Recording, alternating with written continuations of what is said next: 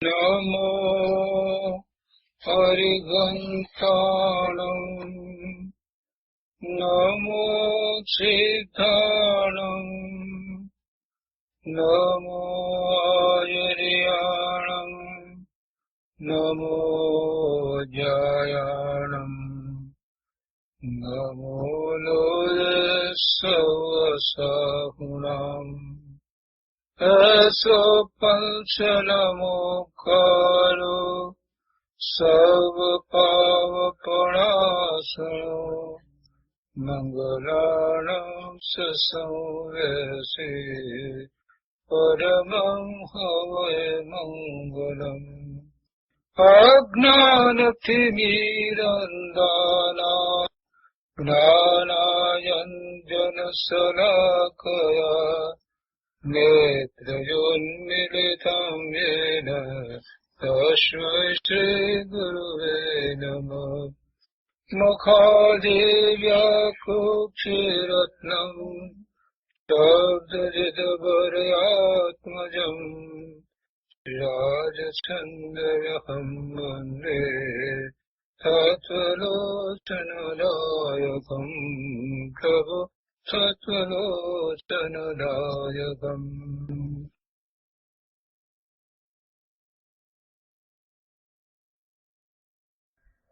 આત્મસિદ્ધિ.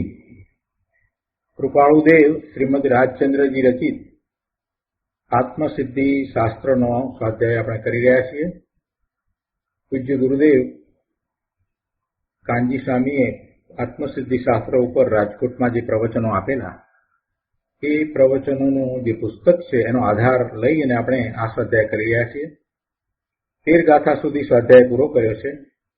હવે આજે 14મી ગાથાથી સ્વાધ્યાય શરૂ કરીએ. 13મી અને 14મી ગાથા આપણે બંને સાથે લીધી અને એના અર્થ શ્રીમદ રાજચંદ્ર વચનામૃત મૂળ ગ્રંથમાંથી આપણે કર્યા છે.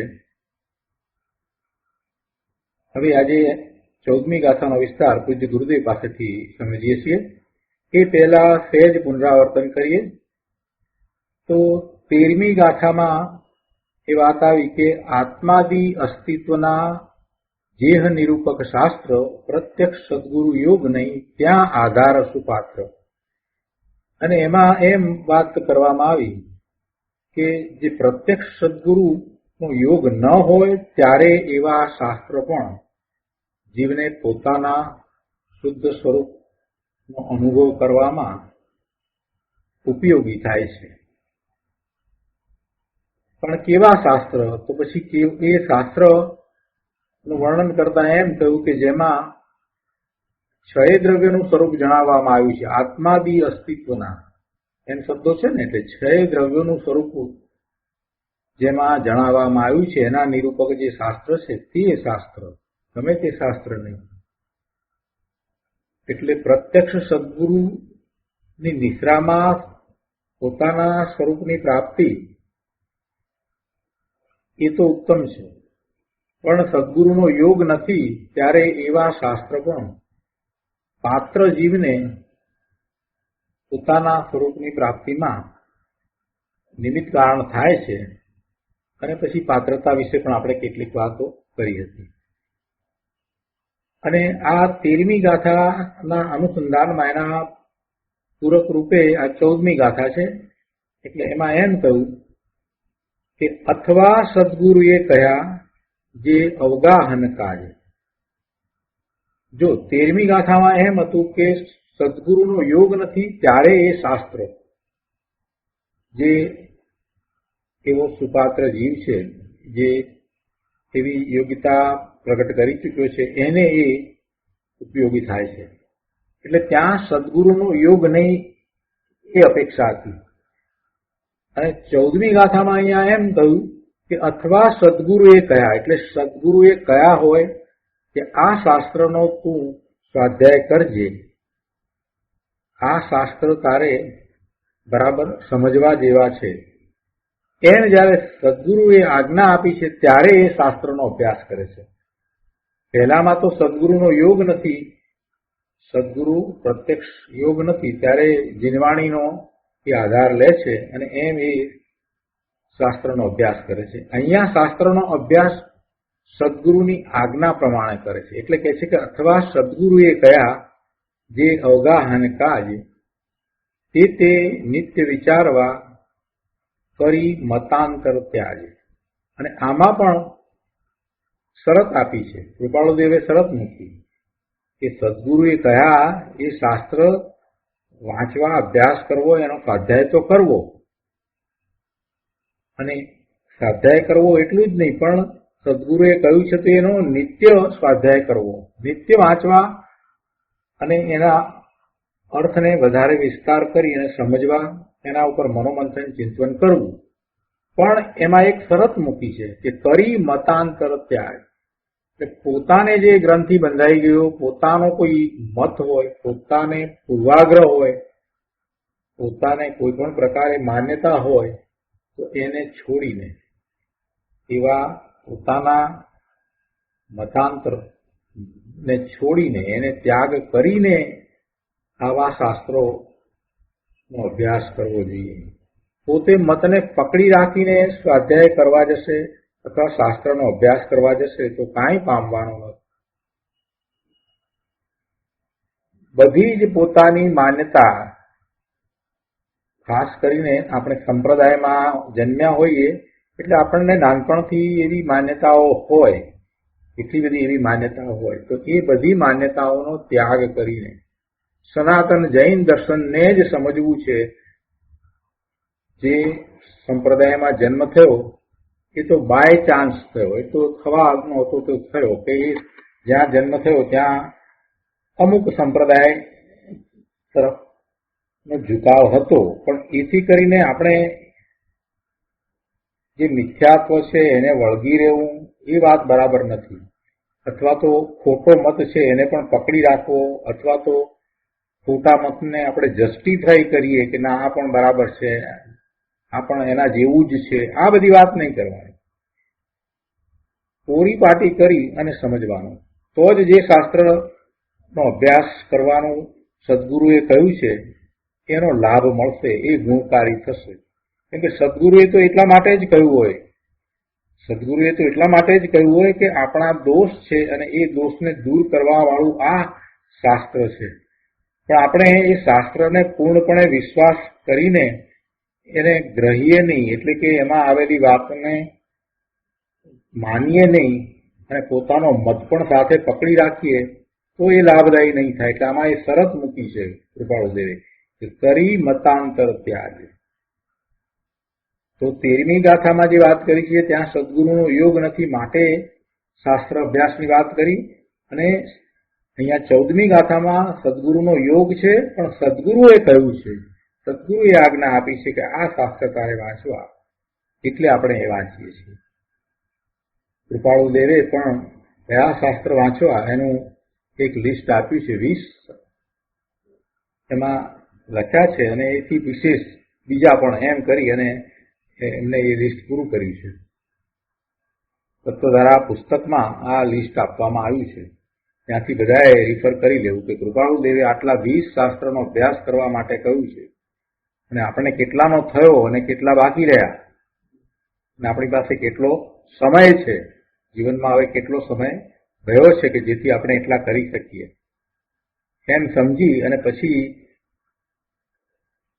વાંચન કરવું. એટલે કે બીજું જે કંઈ વાંચન કરતા હોય તો પછી વિચારવું કે આપણી પાસે એટલો સમય છે બીજું વાંચન કરવાનો. આ કૃપાળુદેવે કહ્યું છે આટલા શાસ્ત્રનો અભ્યાસ કરીએ એને માટે કેટલા વર્ષ જોઈશે, આપણી પાસે સમય જ નથી બીજું કાંઈ વાંચન કરવાનો. નક્કામાં પુસ્તકો વાંચવા નહીં. વર્તમાનમાં ધર્મના પુસ્તકો ઘણા લખાયા છે પણ એમાંના કોઈને હાથ લગાડવો નહીં, કેમ કે આપણે એ જાણતા નથી કે એમાં કેટલું સત્ય છે ને કેટલું અસત્ય છે. પણ આપણે જેને જાણીએ છીએ અને જેને માટે મહાપુરુષોએ અનુબોધના કરી છે તો પછી એનો જ અભ્યાસ કરવો. એના વિશે કોઈ બે મત નથી કે આમાં આ પરમ સત્ય જ છે, એના વિશે કોઈ આશંકાય નથી કે નક્કી છે, તો એવા શાસ્ત્ર એવા પરમ આગમનો અભ્યાસ કરવો જોઈએ. ડાઉટફુલ વસ્તુને હાથમાં પકડવી નહીં. તો આપણે મૂળ ગાથા ઉપર આવીએ. વાંચનની શાસ્ત્ર વાંચનની વાત જે કરી છે અને એમાંથી શું આપણે પ્રાપ્ત કરવાનું છે એ વાત ગુરુદેવે સમજાવી છે. અહીંયા કહે છે કે ધર્માત્મા સદગુરુએ કહ્યું કે અમુક શાસ્ત્ર વાંચ તો તેનું ઘણું મહાત્મ્ય આવવું જોઈએ અને સર્વજ્ઞ ભગવાનના ન્યાયના ઊંડા ગંભીર રહસ્ય ભર્યા છે તેમાં ઊંડા ઉતરીને તે સમજવું જોઈએ. માત્ર વાંચીએ એમ નહીં, પણ એમાં જે ન્યાય જીનેશ્વર ભગવાનની વાણીમાંથી આવ્યા છે એ ન્યાયના ઊંડા ગંભીર રહસ્યને સમજવું જોઈએ, આત્મસાત કરવું જોઈએ, એમાં ઊંડા ઉતરીને સમજવું જોઈએ. જેમ કે એ કઈ નાની અમથી વાત હોય નહીં. જયારે સદગુરુ શાસ્ત્ર વાંચન માટે કહે ત્યારે સમજી લેવું જોઈએ કે એ પોતાની દશાને અનુકૂળ જ સદગુરુએ કહ્યું હોય. એટલે કે શિષ્યની દશા કેવી છે એ દશાને સમજીને સદગુરુએ કહ્યું હોય અને સદગુરુને ખ્યાલ હોય કે આ વાંચતા આને આત્મસાત કરતા આ જીવ જે જગ્યાએ અટક્યો છે ત્યાંથી એ આગળ વધશે. એટલે સદગુરુની આજ્ઞાને બહુમાનપૂર્વક સ્વીકારવી, એનું ઘણું મહાત્મા આવવું જોઈએ, શાસ્ત્રનું પણ ઘણું મહાત્મા આવવું જોઈએ અને એમ થવો જોઈએ અંદરમાંથી એવો ભાવ કે સદગુરુએ કરુણા કરી અને મને આ માર્ગદર્શન આપ્યું છે. અને પછી જે શાસ્ત્ર વાંચવાનું કહ્યું છે તો એ સદગુરુની નિશ્રામાં અભ્યાસ કરવો જોઈએ. એટલે કે સદગુરુ પાસે વારંવાર જરૂર પડે ત્યારે એના અર્થને સમજવાનો પણ પ્રયત્ન કરવો જોઈએ. મોટી કલ્પનાએ અર્થ ન કરવા જોઈએ. અહીંયા આ પેરેગ્રાફમાં આગળ કહે છે 5મી લીટીમાં કે પરમાત્મા જે સર્વજ્ઞ વિતરાગ ભગવંતો આચાર્ય અને ગણધરો આત્મતત્વ વિશે શું કહેવા માંગે છે તે પોતાના જ્ઞાન વડે સ્વાવલંબનથી ગુરુ આજ્ઞાનું યથાર્થપણું સમજીને ઊંડા ન્યાયને ગંભીર ભાવે તે વિચારે છે. કોણ વિચારે છે? આ શિષ્ય જે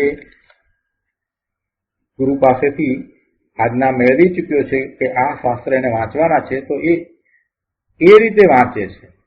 ગંભીર ભાવે એમાં આપેલા ન્યાયને એ વિચારે છે. શું વિચારે છે, શું સમજે છે?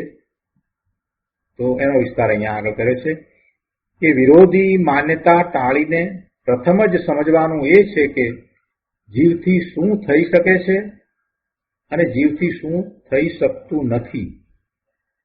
જીવથી શું થઈ શકે છે અને જીવથી શું નથી થઈ શકતું. શું થઈ રહ્યું છે અને શું માને છે. બીજી વાત, પહેલી વાત તો જીવનું સામર્થ્ય. જીવથી શું થઈ શકે છે એટલે કે જીવનું સામર્થ્ય. જીવ શું કરી શકે છે અને શું નથી કરી શકતો. કેમ કે એમાં જ મોટી ભ્રાંતિ પડી છે. જે કરી શકે છે એને તો એ જાણતો નથી અને જે નથી કરી શકતો એને એ એમ માને છે કે આ જીવ કરે છે. શરીર, આ પૂતગળનો સ્કંદ, એના કાર્યો જીવ કરી શકે છે એવી એને ઊંધી માન્યતા છે કે જે એ કરી શકતો નથી અને પોતાના સ્વરૂપમાં એ રહી શકે છે.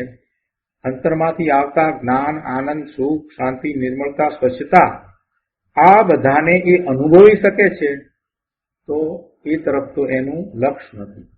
અને પોતાના પૂર્ણ શુદ્ધ સ્વરૂપની પ્રાપ્તિ પર્યાયમાં એ કરી શકે છે. એટલે કે પોતાના પૂર્ણ શુદ્ધ સ્વરૂપને પ્રગટ કરી શકે છે. એમાં એને બીજા કોઈની અપેક્ષા નથી, બીજાની જરૂર નથી. એવા એ સામર્થ્ય વાળો છે તો એ જાણતો જ નથી. એટલે અહીંયા વાત કરી છે કે જીવથી શું થઈ શકે છે એનો પહેલા તો નિર્ધાર થવો જોઈએ. જીવના સ્વરૂપને એ જાણે, સમજે, એના સામર્થ્યને એ દ્રવ્યશ્રુતના અભ્યાસ દ્વારા, આ શાસ્ત્રના અભ્યાસ દ્વારા સમજે તો એને ખ્યાલ આવે ને. અને પોતે ઊંધી માન્યતામાં રાચી રહ્યો છે કે હું આ કરું તે કરું, તો હું કહેતા આત્મા કહીએ, હું કહેતા જીવ કહીએ તો એ જીવ પરના કાર્યો તો કરી શકતો નથી. એ વાત પણ એને સમજવી પડશે ને. એટલે બંને વાત લીધી છે કે જીવથી શું થઈ શકે છે અને જીવથી શું થઈ શકતું નથી. એ સ્પષ્ટ થવું જોઈએ. એ એને સ્પષ્ટ થવું જોઈએ. ત્યાર પછીથી બીજી વાત એમ કરી કે શું થઈ રહ્યું છે અને શું માને છે.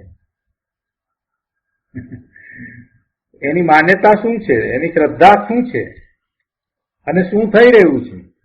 એટલે કે જો એને અભ્યાસ કર્યો હોય અને એની માન્યતા એમ હોય કે આત્માથી શરીર જુદું, એવી માન્યતા હોય અને પછી એના આચરણમાં એ ક્યાંય દેખાતું ન હોય, શરીરથી જુદું આત્મા છે એવી વાત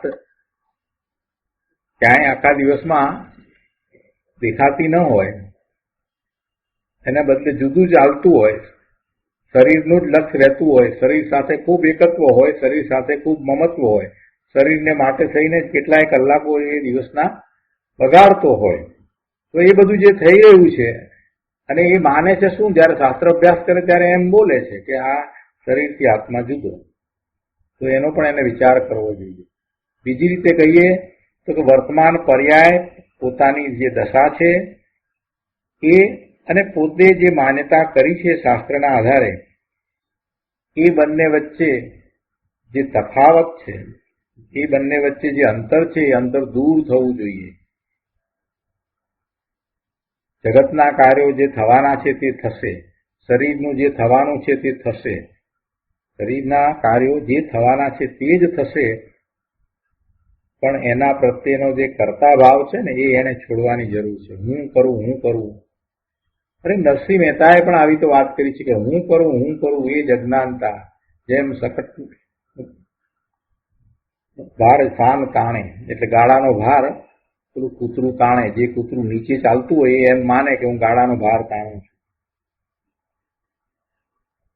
આ જીવ પણ એવું કરી રહ્યો છે. એટલે આ જે લીટીમાં જે વાત કરી છે એ ઘણી મહત્વની વાત કરી છે. આગળ કહે છે કે પોતે દરેક સમયે શું સ્વરૂપે છે તેનો યથાર્થ નિર્ણય કર્યા વિના શાસ્ત્રો વાંચે, સાંભળે અને હું સારું કરું છું એમ માને, તે બધુંય વૃથા છે, બધું નિષ્ફળ છે, કાંઈ ફાયદો નહીં થાય. શા માટે નહીં થાય? ફરી બીજું વાંચીએ. કહે છે કે પોતે દરેક સમયે શું સ્વરૂપે છે તેનો યથાર્થ નિર્ણય કર્યા વિના, પોતાની જે દશા છે, પોતાની વર્તમાન દશા અને પોતાના સ્વરૂપનો બેયનો એને ખ્યાલ હોવો જોઈએ. પોતાનું આવું સ્વરૂપ છે અને પોતાની આવી દશા છે, એનો યથાર્થ નિર્ણય કર્યા વિના એ શાસ્ત્ર વાંચશે તો એ માહિતી રહેશે, બીજું કાંઈ થશે નહીં. અને પછી એ ભલે માન્યતા કરે કે હું બધું બરાબર કરું છું, સારું કરું છું, શાસ્ત્ર વાંચું છું, પણ એ એને કાંઈ કાર્યકારી નહીં થાય. આત્મા સ્વગુણમાં બધું કરી શકે છે, પોતાના સ્વરૂપને વિશે આત્મા બધું કરી શકે છે, પણ પરના લક્ષે પરમાં કાંઈ કરી શકતો નથી. આત્મા સ્વગુણમાં બધું કરી શકે છે. જો સાદા શબ્દો છે પણ એની અંદર શાસ્ત્રોના ભાવ ભરી દીધા છે. કે આત્મા સ્વગુણમાં બધું કરી શકે છે. એનો અર્થ એમ નહીં કે આત્મામાં જે ગુણ છે એની અંદર કાંઈ કરે, એમ નહીં. ગુણ તો શુદ્ધ જ છે અને એનું પરિણમન, એનું ભવન પણ શુદ્ધ જ છે. એટલે એવા પોતાના શુદ્ધ સ્વરૂપનું લક્ષ્ય કરીને એવા પોતાના નિર્મળ ભવનને એ અનુભવી શકે એવો છે. એટલે એમ એ સ્વગુણમાં બધું કરી શકે છે. પરંતુ સંસાર, દેહ આદિ પરવસ્તુ કે પરગુણમાં એટલે પરમાણુમાં કોઈ પ્રકારે કાંઈ પણ કદી ન કરી શકે. પરના કાર્યો તો એ ક્યારેય કરી શકતો નથી. પરના કાર્યો કરવાનો એ વિકલ્પ કરે છે, પણ એ પરના કાર્યો તો એ ક્યારેય કરી શકતો નથી. અજ્ઞાન અવસ્થામાં એ પરના કાર્યો કરી શકતો નથી. જ્ઞાન અવસ્થામાં એ પરના કાર્યો તો કરી શકતો નથી. જ્ઞાન અવસ્થામાં એને સ્પષ્ટ છે કે એ પરના કાર્યો કરી શકતો નથી, અને અજ્ઞાન અવસ્થામાં એને મિથ્યા ભ્રાંતિ છે કે પરના કાર્યો કરી શકે છે. પણ બંને અવસ્થામાં એ પરના કાર્યો તો કરી શકતો જ નથી. કોઈ અવસ્થામાં જીવ પરના કાર્યો કરી શકતો જ નથી. એમ નથી કે અજ્ઞાન અવસ્થામાં પરના કાર્યો કરે અને જ્ઞાન અવસ્થામાં પોતાના કાર્ય કરે, એવું નથી. ગમે તે અવસ્થા હોય, ખરેખર જીવ પરના કાર્યો તો કાંઈ કરી શકતો જ નથી. એટલે કહે છે કે કોઈ પણ પ્રકારે કંઈ પણ કદી ન કરી શકે. પરમા કોઈ પણ પ્રકારે ક્યારેય એ કાંઈ પણ કરી શકે નહીં. આ મહાનિયમ પ્રથમ સમજવું. બહુ સરસ વાત કરી છે. શાસ્ત્રની જ વાત મૂકી દીધી છે કે પરનો એ સદાય અકર્તા જ છે. પરમાં કર્તાપણાની એની બુદ્ધિ જ્યાં સુધી છે ત્યાં સુધી એ સ્વ તરફ વળતો નથી, ત્યાં સુધી એને સ્વાનુભૂતિ થતી નથી. આગળ 109મા પાના ઉપર ત્રીજા પેરેગ્રાફમાં કહે છે કે સૂક્ષ્મ ભૂલ ટાળવી હોય તો સત સમાગમ અને વિનય સહિત શાસ્ત્રનું નિત્ય અવગાહન, વિચાર અને ઊંડું મનન કરવું જોઈએ. સૂક્ષ્મ ભૂલ ટાળવી હોય તો એનો અર્થ શું થયો કે સ્થૂળ ભૂલ, મોટી ભૂલ તો શાસ્ત્રથી ટળશે જ, પણ સૂક્ષ્મ ભૂલ, સૂક્ષ્મ દોષ હશે એ પણ શાસ્ત્રના આધારે ટળશે. અને એમાં શાસ્ત્રના આધારે ટળશે ત્યારે શું વાત છે કે શાસ્ત્રમાં તો જીનવાણી છે અને એવી જીનવાણીનો એ અભ્યાસ કરશે, બીજાઓ સાથે બેસીને સત્સમાગમમાં એના અર્થને વિચારશે અને એવું નિત્ય કરશે, હંમેશા એ કરશે તો એના સૂક્ષ્મ દોષો છે એ દૂર થશે. કેમ કે એને ખ્યાલ આવશે કે પોતે ક્યાં અટકે છે. નાના નાના પ્રકારે એને અટકવાના જે સ્થાન છે એ સત્સમાગમ અને શાસ્ત્રનું નિત્ય અધ્યયન, અને એ અધ્યયન થયા પછીથી એના વિશે વિચારણા, એના ઉપર મનન મંથન ચિંતવન કરવું, યાદ કરવું. ચિંતવન એટલે યાદ કરવું, એ વાતને યાદ કરવી.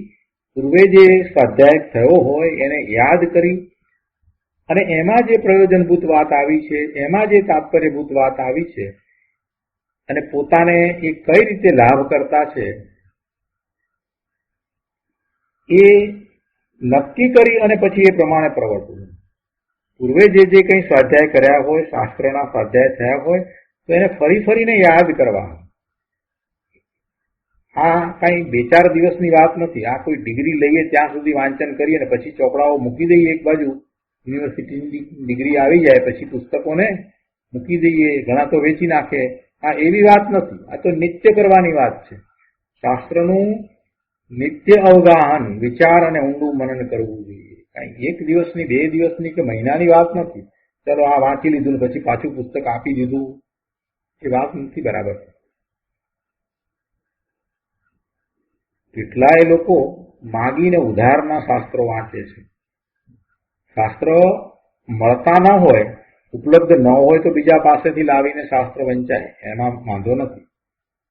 પણ શાસ્ત્ર ઉપલબ્ધ હોય, મળતા હોય ને છતાંય કે શાસ્ત્ર ક્યાં આવે ચોપડીઓ એટલી બધી વસાવતી, આમ બોલે એટલે પછી બધું બહુ ઘરમાં થઈ જાય છે. બીજી બધી વસ્તુનો પરિગ્રહ કરવામાં એને વાંધો નથી, પણ શાસ્ત્ર જગ્યા રોકે છે નગરમાં. આ વાત એટલા માટે યાદ આવી અમને કે અમે મેડિકલમાં ભણતા હતા ત્યાર પછીથી મોટાભાગના લોકો પછી મેડિકલના ફાઇનલ MBBSના જે પુસ્તકો એને પાછા વેચી નાખતા હતા. અરે ભાઈ, જેનામાં તારે જીવન ગાળવાનું છે, જે પ્રેક્ટિસ કાયમ કરવાની છે, જે તું ભણ્યો છે એ પછી પુસ્તકોને વેચી ક્યાંથી નખાય? તારે ડગલે ને પગલે એની જરૂર પડશે. એ પ્રેક્ટિસ કરવાની છે તો પછી એના વગર ક્યાંથી ચાલવાનું છે? અથવા તો એ લાઇબ્રેરીમાંથી લાવીને વાંચીને પાસ કર્યો ને પછી આપી દીધા, પતી ગયું, તો ત્યાં કંઈ જ નહીં. એટલે એના ઉપરથી આ વાત યાદ આવી કે શાસ્ત્રનું નિત્ય અધ્યયન કરવું હોય તો પછી પોતે શાસ્ત્ર વસાવવા જોઈએ અને વિનયપૂર્વક, અહીંયા તો મોટી વાત છે કે વિનય સહિત શાસ્ત્રનું નિત્ય અવગાહન કરવું. તો પોતાને એના પ્રત્યે એવો ભાવ પણ હોવો જોઈએ કે આ જીનવાણી છે, આ કોઈ સામાન્ય વસ્તુ નથી. એના પ્રત્યેનો એવો અહોભાવ પણ હોય કે આ મને પ્રાપ્ત થયું છે, એવા મારા પુણ્ય ક્યાંથી કે મને આવું શાસ્ત્ર મળે, અને એના તરફનો એવો અહોભાવ પણ હોવો જોઈએ. એ વિનય.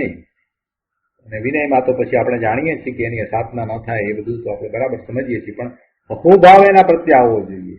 આ આવી અમૂલ્ય વસ્તુ મને પ્રાપ્ત થઈ છે અને પછી પ્રાપ્ત થઈ છે તો પછી એમાં પડી રહેવી ના જોઈએ કબાટમાં. એનું વાંચન થવું જોઈએ, અભ્યાસ થવો જોઈએ. અને હંમેશા થવું જોઈએ. અહીંયા નિત્ય અવગાહન શબ્દ મૂક્યા છે. એક એક વાતને આપણે સમજી અને જીવનમાં ઉતારવાની છે. આ આત્મસિદ્ધિમાં જે વાત આપી છે એ બધી વાતને સાદા શબ્દોમાં શાસ્ત્રોના સાર છે એમ કહીએ તો ખોટું નથી. આગળ કહે છે કે ગણધર જેવા મહામુનિ સંત જેઓ 4 જ્ઞાનના ધણી છે તે જ હવે મોક્ષે જવાના છે, તેઓ પણ શાસ્ત્રો અવગાહે છે, સ્વાધ્યાય કરે છે. ગણધર જેવા એમ કહ્યું છે. ગણધર ભગવાન તો એની રચના કરે છે, પણ ગણધર જેવા મહામુનિ સંત, અને એમાંથી કેટલાકને તો અવધિ જ્ઞાન અને મનોપરી જ્ઞાન પણ થયા હોય એવા એ પણ શાસ્ત્ર અવગાહે છે, એનો સ્વાધ્યાય કરે છે. માટે દરેક જીવે શાસ્ત્ર અભ્યાસ કેવી રીતે કરવો તે જણાવે છે. એ વાત અહીંયા કરી છે. એમાં કરી મતાંતર ત્યાજ એ શબ્દો મૂક્યા છે ને એટલે એની વાત આગળ લેવાના છે. કેવી રીતે એનો શાસ્ત્રનો અભ્યાસ કરવો એ અહીંયા ગાથામાં જણાવ્યું છે. કે છે કે વાંચનારની ઘણી જવાબદારી છે.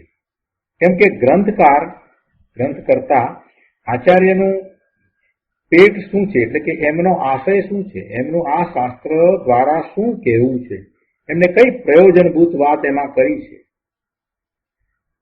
અને આ વાચકનો વાચ્ય શું છે.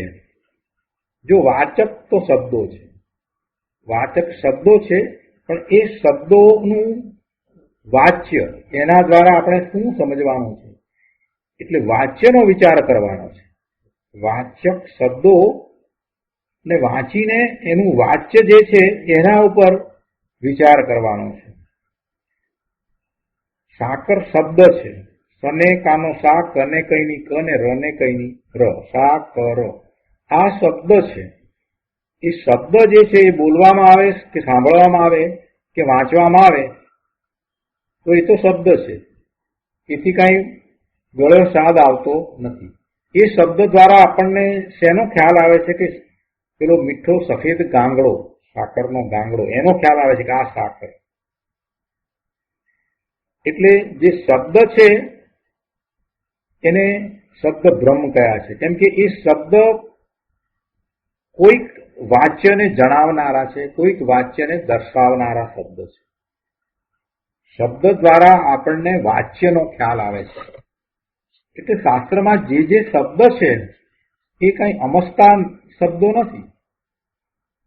એ શબ્દ દ્વારા એનું વાચ્ય શું છે, અને એ વાચ્ય જે છે એ મહાપુરુષોએ એ જેમણે એ શાસ્ત્રની રચના કરી છે એવા આચાર્ય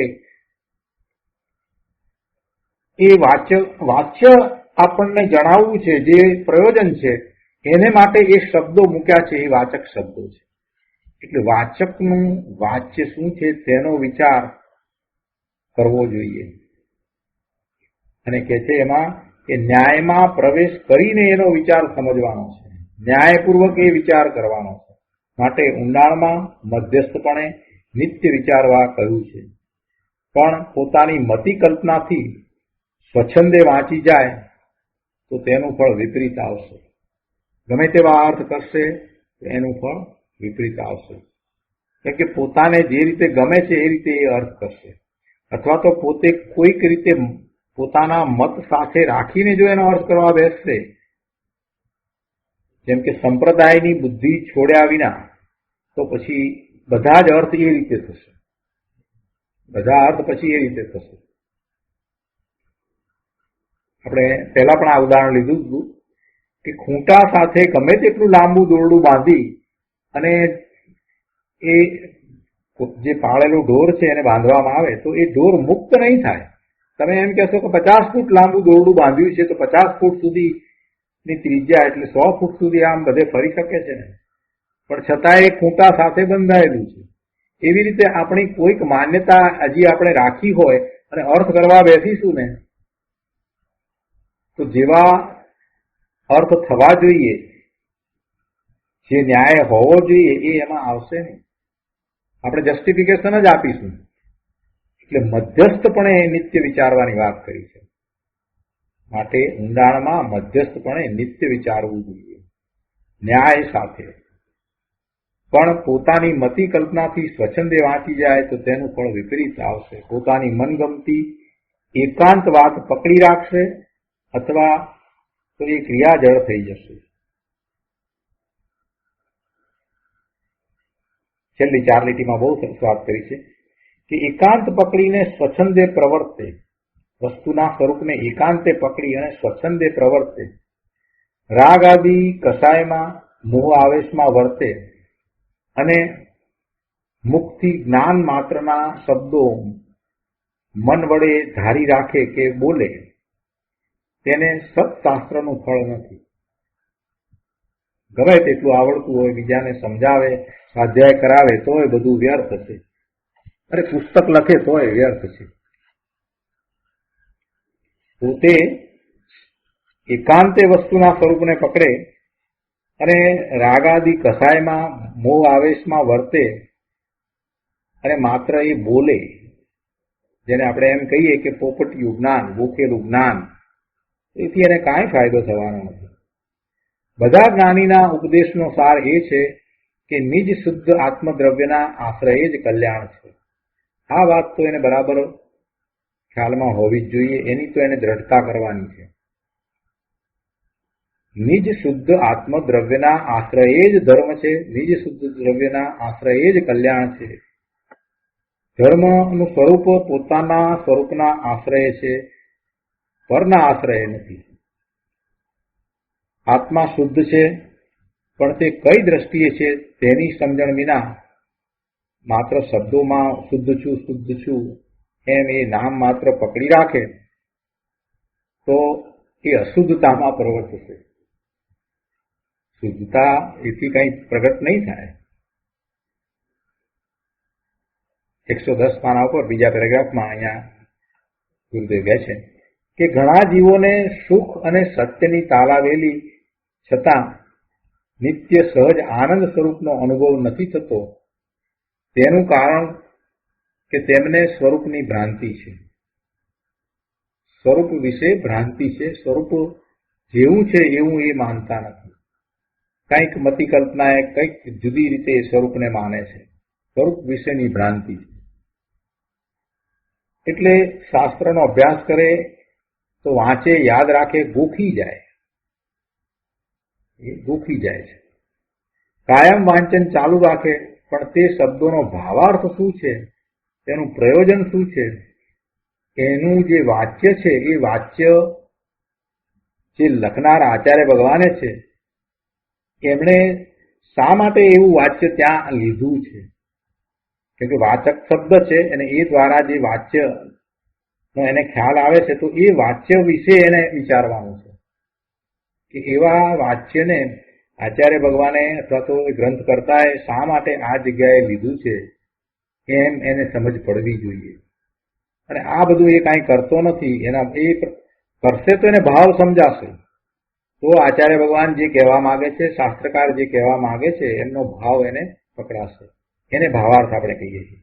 પણ આવું કાંઈ કરતો નથી ને માત્ર યાદ રાખે છે, એના પેટાને યાદ રાખે છે, કેટલા ભાગ પડે એના ક્લાસિફિકેશનો બધા યાદ રાખે છે, બધું કડકડાટ બોલી જાય છે, પણ એથી કાંઈ એને લાભ થશે નહીં.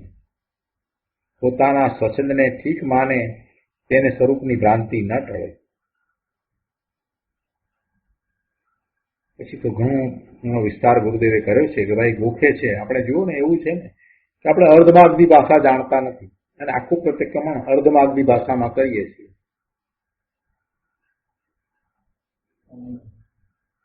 આખું પ્રતિક્રમણ અર્ધમાર્ગની ભાષામાં કરીએ છીએ અને મોટાભાગના જીવોને 99.99% જીવોને તો એમ જ છે કે એ પ્રતિક્રમણ અર્ધમાર્ગની ભાષામાં છે, માટે એ પવિત્ર છે, માટે એ પવિત્ર છે અને એ સિવાય એ સૂત્ર, એટલે એને સૂત્ર કહેવાય ને, એ સિવાય બીજી રીતે હોઈ શકે નહીં, એટલે કે બીજી ભાષામાં હોઈ શકે નહીં. એવી 99.99% માણસોની એવી જ માન્યતા છે.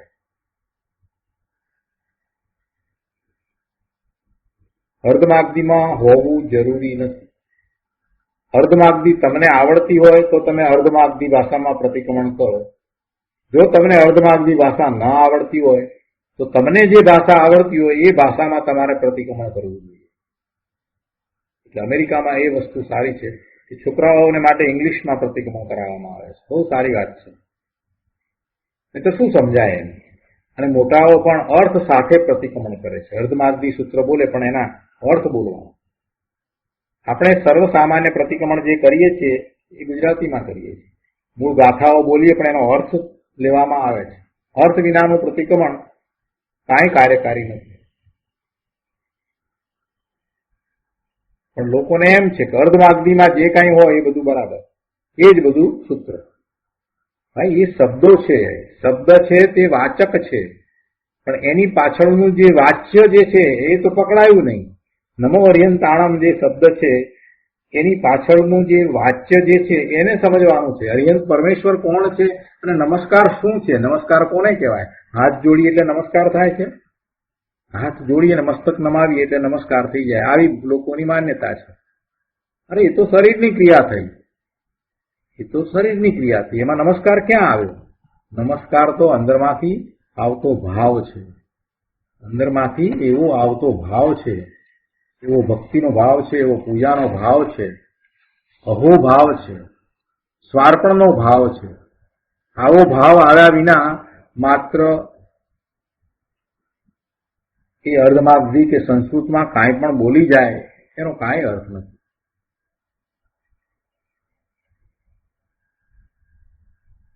અહીંયા કહે છે કે લોકો શ્રદ્ધાને ધર્મ કહે છે, પણ શ્રદ્ધા સ્વરૂપ તો આત્મા છે અને તેનો પ્રત્યક્ષ વર્તમાનમાં પણ લાભ થઈ શકે છે. લોકો શ્રદ્ધાને ધર્મ કહે છે. કોઈ પણ પ્રકારની શ્રદ્ધા રાખવી એટલે એ ધર્મ. તમે શ્રદ્ધા રાખો, ભગવાનમાં શ્રદ્ધા રાખો આમ કહે છે ને બધા, ભગવાનમાં શ્રદ્ધા રાખો, પણ શું શ્રદ્ધા રાખવી એ તો સમજતા નથી. શું શ્રદ્ધા રાખવી એને સામો પ્રશ્ન પૂછીએ તો જરાક છેડાઈ જાય છે. તમને કયા પ્રકારની શ્રદ્ધા છે તો પછી બહુ લાંબુ કંઈ કહી શકતા નથી. અહીંયા કહે છે, સ્પષ્ટ કર્યું છે અહીંયા કે શ્રદ્ધા સ્વરૂપ તો આત્મા છે. શ્રદ્ધા તો આત્માની કરવાની છે. કોના આત્માની? પરના આત્માની કે સ્વના આત્માની?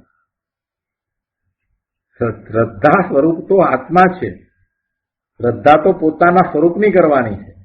અને એવી શ્રદ્ધા ક્યારે થાય કે પોતાના સ્વરૂપનું જ્ઞાન અને ભાન થાય તો શ્રદ્ધા થાય.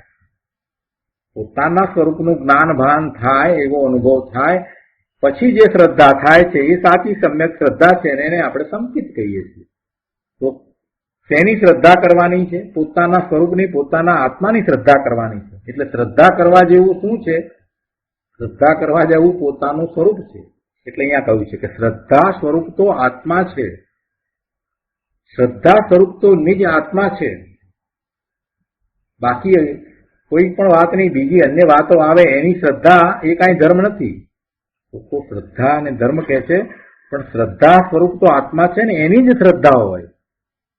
એ જેવો આત્મા છે એવો એને શ્રદ્ધવો, અને એવો શ્રદ્ધવા માટે થઈને એના વિશે એને જ્ઞાન કરવું જોઈએ, એનો અનુભવ કરવો જોઈએ, ને પછી એવું શ્રદ્ધાન થાય છે તો પછી પર તરફ લક્ષ જતું જ નથી.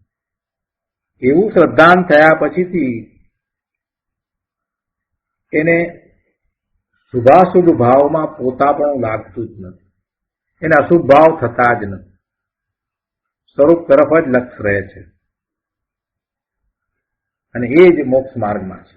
એ જ સાચો સાધક થાય છે. એટલે શ્રદ્ધા સ્વરૂપ શું છે? શ્રદ્ધા સ્વરૂપ તો આત્મા છે, પોતાનું નિજ સ્વરૂપ છે. તે શ્રદ્ધા કરવા લાયક છે, શ્રદ્ધા કરવા યોગ્ય છે, અને તેનો પ્રત્યક્ષ વર્તમાનમાં પણ લાભ થઈ શકે છે. એટલે શું કે એનો અનુભવ થઈ શકે છે. પ્રથમ બીજું કાંઈ કરીએ અને પછી આત્મજ્ઞાન ઉઘડે એમ નથી. પહેલા કંઈક બીજું બધું કરીએ તો પછી આત્મજ્ઞાન ઉઘડે એમ નથી. સીધો જ પુરુષાર્થ પોતાના સ્વરૂપની પ્રાપ્તિનો જ હોય, બીજું કાંઈ હોય નહીં. પહેલા શુભ ભાવ અને પછી આગળ વધીશું શુદ્ધ ભાવ માટે, એવી વાત હોય જ નહીં. શુભ ભાવના સ્થાને છે અને શુદ્ધ ભાવના સ્થાને છે. શુભ ભાવ દ્વારા શુદ્ધ ભાવ પ્રગટ થતોય નથી. એટલે બીજું કાંઈક કરીએ અથવા તો કંઈક બાહ્ય તપ કરીએ અને પછી આત્મજ્ઞાન ઉઘડે એવું હોતું નથી. એવી કોઈ પાત્રતા હોતી નથી. પાત્રતામાં ઘણી વસ્તુને ખપાવે છે લોકો, પણ એ પાત્રતાનો સાચો અર્થ સમજતા નથી. એમ પાત્રતા નથી. પાત્રતા તો સ્વરૂપની લગ્ની લાગી છે, મોટામાં મોટી પાત્રતા છે. અને એવી પાત્રતા જેને હોય એને પછી બીજું બધું સહજ રીતે ગૌણ થઈ જાય છે. અને આપણે ગઈકાલે વાત કરી એ પ્રમાણે જ્યારે એ શાસ્ત્ર વાંચવાનો નિર્ણય કરે, જૈન દર્શનના અભ્યાસનો નિર્ણય કરે, ત્યારે એ 7 વ્યસનોનો ત્યાગ કરીને આવે ત્યારે તો એ શાસ્ત્ર વાંચવાને લાયક થાય. એટલે એ તો વાત પહેલેથી જ આવી ગઈ. અને પછી જ્યારે એ શાસ્ત્ર અભ્યાસ કરે છે તો સ્વાભાવિક રીતે જ એને ત્રસ હિંસા હોય જ નહીં, અને એ સૂક્ષ્મ એકેન્દ્રિય જેની હિંસા છે એને પણ એ ટાળવાનો પ્રયત્ન કરે છે. આ બધું તો સહજ છે, અને એથી કાંઈ ધર્મ છે એમ નહીં, એને યોગ્યતા કહી છે. સર્વ જીવ પ્રત્યેનો એક પ્રકારે સમભાવ પણ એને હોય છે. નાના મોટા બધા જીવોને જીવ તરીકે જાણે એટલી તો યોગ્યતા એનામાં હોવી જોઈએ. આ બધું જ્યારે છે ત્યારે એ એમ માની લે કે હવે બધું પતી ગયું, ધર્મ થઈ ગયો, તો નહીં ચાલે. અને હવે હું તપ કરું, વ્રત કરું એટલે ધર્મ પામી જઈશ, તો નહીં ચાલે. આ તો બધી સામાન્ય પાત્રતા કહી. ખરી પાત્રતા તો લગ્ની લાગવી જોઈએ, પોતાના સ્વરૂપની લગ્ની લાગે એ સાચી પાત્રતા છે. બસ એકમાત્ર પોતાનું સ્વરૂપ, એ સિવાય બીજે ક્યાંય ગમતું નથી, બીજે ક્યાંય એને રસ પડે નહીં, બીજે ક્યાંય રુચિ થાય નહીં, એવી દશા થાય એ સાચી પાત્રતા છે. એટલે પહેલા બીજું બધું કંઈક કરીએ એવું તો એને વિકલ્પ ના આવે. જેને સ્વરૂપની લગ્ની લાગી હોય એને બીજું કાંઈ કરવાનો વિકલ્પ ના આવે. કેમ કરીને મારા સ્વરૂપમાં જવું, બસ બીજી કોઈ વાત હોય નહીં. એટલે એ એમ ન કે બીજું પહેલા કરીએ ને પછી આત્મજ્ઞાન ઉઘડે, એવી વાત એને હોય જ નહીં.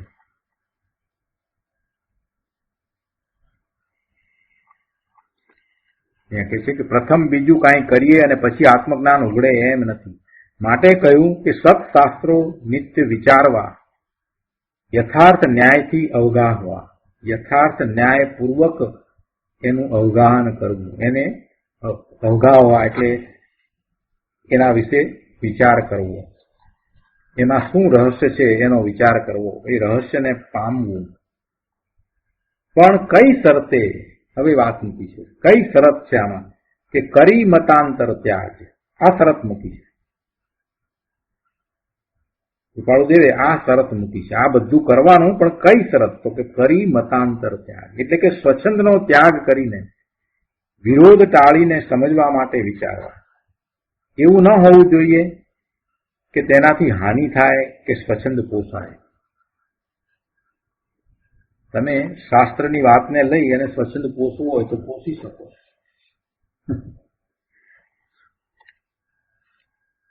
શાસ્ત્રની વાતને લઈને તમારે સ્વચ્છંદ પોષવું હોય તો તમે પોષી શકો, એમાં કઈ એવું નથી. હું તો શુદ્ધ જ છું, મારે બીજું કાંઈ કરવાની જરૂર જ નથી, એમ કરી અને તમે સ્વચ્છંદ પોષવું હોય તો પોષી શકો.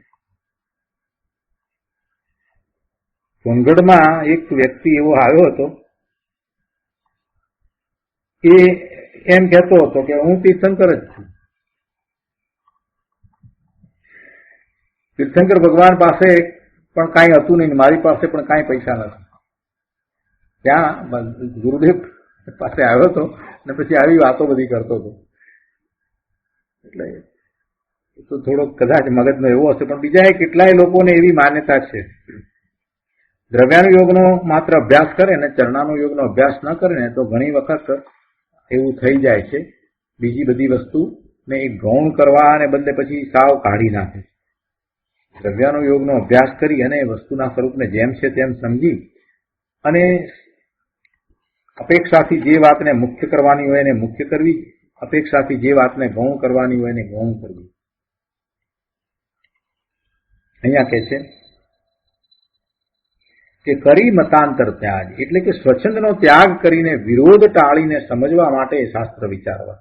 એવું ન હોવું જોઈએ કે તેનાથી હાનિ થાય કે સ્વચ્છંદ પોસાય. તત્વનો અભ્યાસ અનાદિથી જીવને અજાણપણે છે. તેનો યથાર્થ નિર્ણય કરતા વાર લાગે તો એનો વાંધો નથી, ભલે વાર લાગે, ભલે સમય વધારે જાય, પણ ખોટો નિર્ણય ન થઈ જાય એ વિશે બરાબર વિચારવું જોઈએ, બરાબર દરકાર રાખવી જોઈએ, સાચું છે તે સમજવું જોઈએ, તે સ્વીકારવું જોઈએ. આગળ 111માં પાના ઉપર ત્રીજા પેરેગ્રાફમાં કહે છે કે સર્વજ્ઞ ભગવાનના કહેલા ઊંડા શાસ્ત્રાર્થ સમજવા માટે કેટલી તૈયારી જોઈએ. સર્વજ્ઞ કથિત શબ્દોનો આશ્રય પ્રથમ સમજવો જોઈએ, આશય પ્રથમ સમજવો જોઈએ. સર્વજ્ઞ કથિત શબ્દોનો આશય પ્રથમ સમજવો જોઈએ કે આમાં શું આશય છે, એમાં કહેવાનો આશય શું છે, એ પહેલા સમજવું જોઈએ. જે કોઈ જીવે સર્વજ્ઞના કથનનો ભાવાર્થ આશય સમજી લીધો અને નિઃશંકપણે નિર્ણય કરીને તેના ભાવને પહોંચી ગયો, તેને સ્વાધીનતા મળે છે. તેથી અહીં ગાથામાં કહ્યું છે કે સદગુરુએ જે શાસ્ત્રો લાયક શિષ્યને અવગાહવા કયા હોય તે પોતાના સ્વચ્છંદ અને મતનો ત્યાગ કરીને નિત્ય વિચારવા જોઈએ.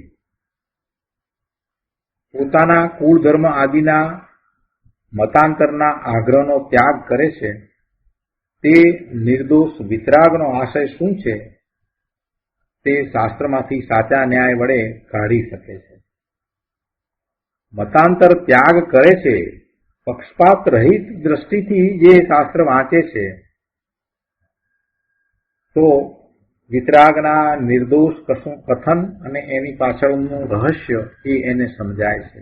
શાસ્ત્રમાંથી સાચા ન્યાય કાઢી શકે છે અને સર્વજ્ઞના પેટની વાત એટલે એમનો કહેવા પાછળનો આશય, એનું પ્રયોજન, એની સમજણ એને બરાબર થાય છે. એ આશય એને બરાબર સમજાય છે અને એમ એ નિસંદેહ કહી પણ શકે છે. તેની અંતર સાક્ષી આપે છે. પણ જેણે સ્વચ્છંદ માન આદિ ઘટાડ્યા નથી, સ્વચ્છંદ પણ રાખ્યો છે અને માન આદિ સહિત વર્તી રહ્યો છે, એને તો એમાં કાંઈ પ્રાપ્ત થવાનું નથી.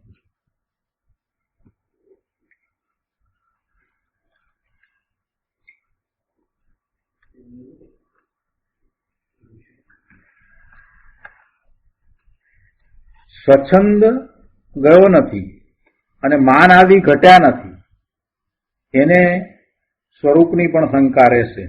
કેમ કે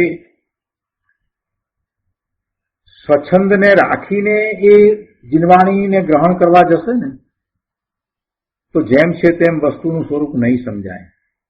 પોતાનું માન પકડી રાખી ને એટલે કે સરળતા વિના સદગુરુ તરફના સ્વાર્પણના ભાવ અને સરળતા વિના અભિમાનપૂર્વક જો એ શાસ્ત્રનો અભ્યાસ કરવા જશે તો એ માત્ર શબ્દોને જાણશે પણ સ્વરૂપને નહીં જાણે. પંડિત થઈ શકશે, જે સદગુરુ જે છે એના કરતા પણ એક મોટો બોલવામાં સારો એવો વક્તા થઈ શકે, પંડિત થઈ શકે, પણ સ્વરૂપની પ્રાપ્તિ નહીં થાય. એને સ્વરૂપની પછી શંકા રહેશે અને પછી સ્વરૂપની શંકાઓ એને સાચો પુરુષાર્થ ક્યાંથી ઉપડે. પણ જે વિરોધ ટાળીને, સ્વચ્છંદ ટાળીને, પોતાના માનને બાજુ પર મૂકી દઈને સદગુરુની નિશ્રામાં, સદગુરુની આજ્ઞામાં શાસ્ત્રનો અભ્યાસ કરશે તો એ સાચા સ્વરૂપની પ્રાપ્તિ કરી શકશે. એને મૂંઝવણ ક્યાંય નહીં થાય.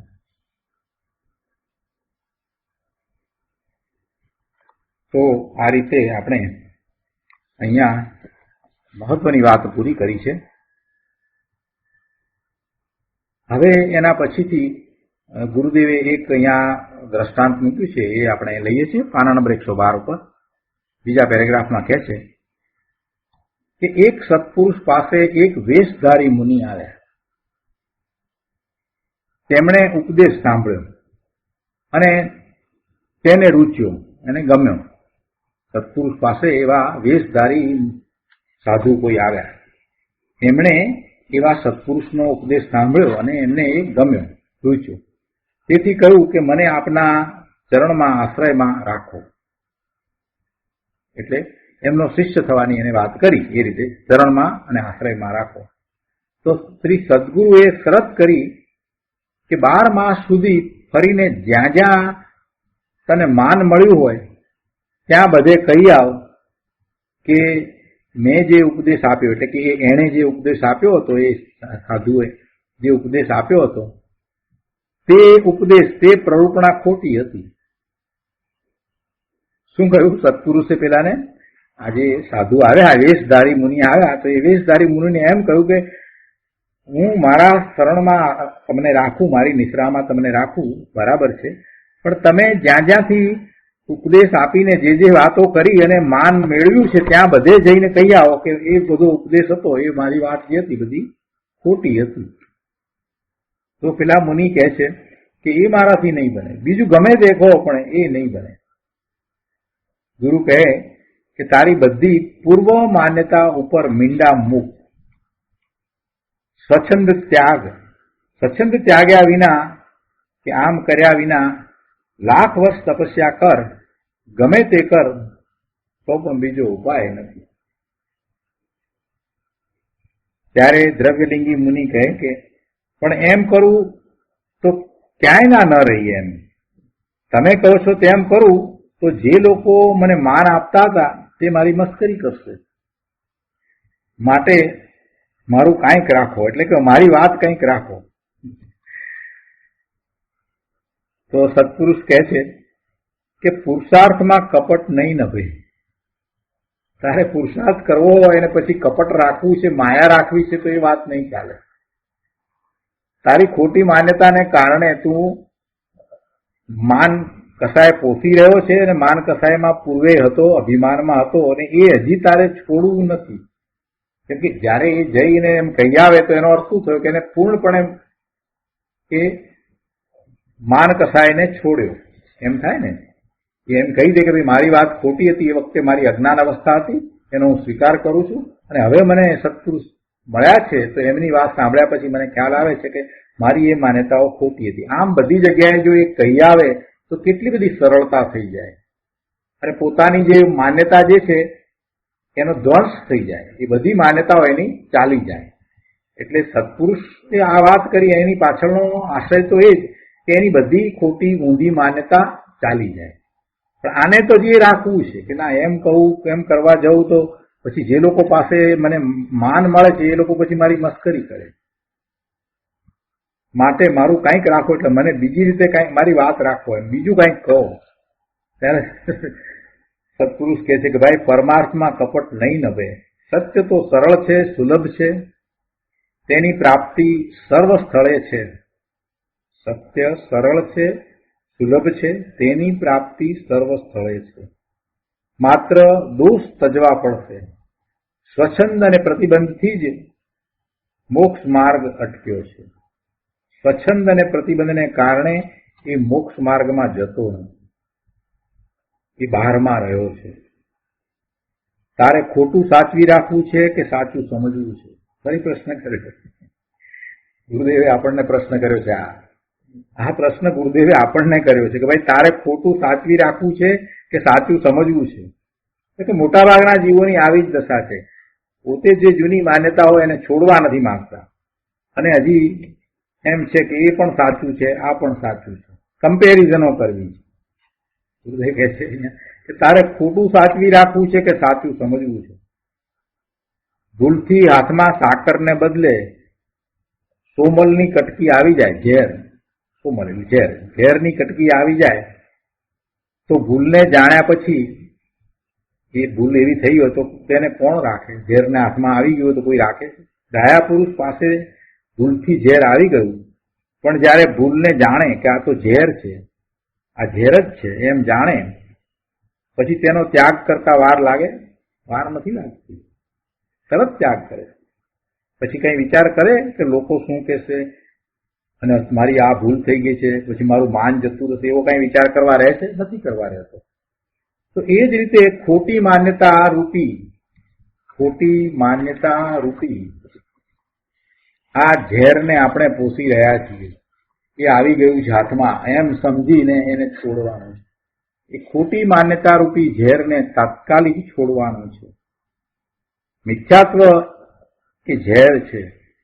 ઝેરને જેમ તરત જ આપણે તત્કાલ છોડીએ છીએ એવી રીતે આ મિથ્યાત્વના ઝેરને તત્કાલ છોડવાનું છે. એમાં પૂર્વની કોઈ પણ માન્યતા પક્ષપાત છે એ રખાશે નહીં. એમ ચાલશે કે ચાલો થોડુંક ઝેર હશે તો ચાલશે, એમ તો હોતું નથી. તો પછી આપણે સંપૂર્ણપણે ત્યાગ કરીએ ઝેરનો, તો પછી સંપૂર્ણપણે મિથ્યાત્વનો ત્યાગ કરવો જ રહ્યો. ખોટી ઊંધી માન્યતાઓ, પૂર્વાગ્રહો, આ બધું છોડવું જ પડે.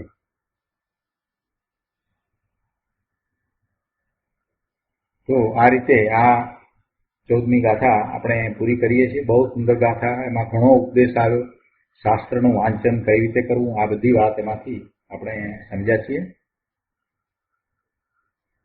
આજનો સ્વાધ્યાય અહીંયા સુધી રાખીએ છીએ. હવે શુભધામ બોલીએ. સુખધામ અનંત સુસંત ચરી દિન રાત રહે તદ ધ્યાન મહી પ્રકાંતિ અનંત સુધામય છે પ્રણમુ પદતે વરતે જયતે પ્રણમુ પદતે વરતે જયતે